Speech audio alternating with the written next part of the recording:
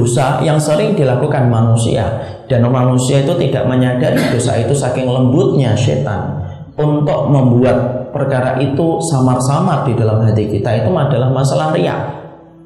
Dan masalah riya tanpa kita sadari, kalau kita lupa merenungi, sesungguhnya orang yang melakukan riya yang menyebabkan orang itu pertama kali terjilat api neraka itu ya gara-gara terpleset dalam masalah niat.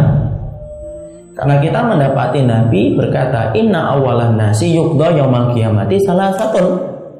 Orang yang pertama kali diputuskan nasibnya oleh Allah kelak di akhirat itu ada 3. Rajulun qatala fi sabilillahi faqatala. Laki-laki yang kemudian berperang di jalan Allah, kemudian dia terbunuh pada jalan Allah itu, kemudian dia dibangkitkan di alam mahsyar, fa'arrafahu ni'amahu fa'arrafaha. Dia mengetahui harusnya dia mendapatkan surga. Tapi Allah bertanya kepadanya, ma amil tafi, apa sih yang kamu lakukan dulu? Orang itu berkata ketika ditanya di dalam hisabnya, qataltu fika, aku berperang karenamu ya Allah. Allah bertanya, untuk siapa? Fika, untukmu ya Allah. Kemudian Allah berfirman, kadzabta, bohong, dusta. Sesungguhnya kamu berperang hanya ingin disebut sebagai pemberani, faqad qila, dan kamu setelah mati orang itu ramai membicarakan bahwasanya kamu itu pemberani. Kemudian diseret wajahnya ke daratan mahsyar, dilemparkan ia ke dalam neraka. Pertama kali terjilat api neraka bukan peminum khamr, bukan pezina, bukan pembunuh, bukan orang yang main judi, tapi justru orang yang solih. Ketika dia beribadah, dia berjihad, puncak ketinggian amal di dalam Islam, tapi dia lalai memperhatikan apa yang bertengger di hatinya. Ketika dia niatkan itu untuk mendapatkan puja dan puji mulutnya manusia, Allah tenggelamkan ia ke dalam neraka. Pertama kali yang merasakan kobar api neraka itu adalah si mujahid ketika salat niat.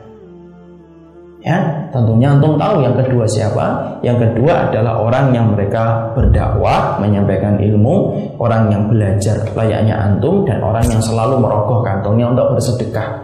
Ikhwan, ternyata terjilatnya manusia pertama kali ke dalam neraka itu dosanya bukan dosa zina, dosanya bukan dosa khamr, dosanya bukan dosa fasik, dan dosanya dengan dosa kemunafikan, tapi dosa yang menyebabkan seseorang itu terpleset dalam kobar api neraka, tenggelam dalam siksa Allah, yaitu ketika dia tidak merasa dosa riya itu menyebabkan seseorang itu dimasukkan ke dalam neraka pertama kali.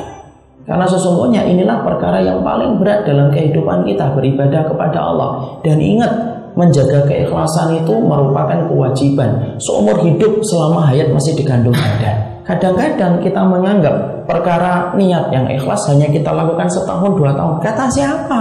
Menjaga diri dari riya itu seumur hidup, akhi. Jadi contoh saya akan ngambilkan. Ada orang yang melaksanakan haji. Ketika dia melaksanakan haji, Masya Allah, tahun pertama dia mampu menjaga niat, tahun kedua dia mampu menjaga niat, tahun yang ketiga dia mampu menjaga niat, tahun yang kelima mampu menjaga niat, sampai 5 tahun pertama tidaklah dia kecuali menjaga betul niatnya bahwasanya dia tidak haji kecuali semata-mata karena Allah.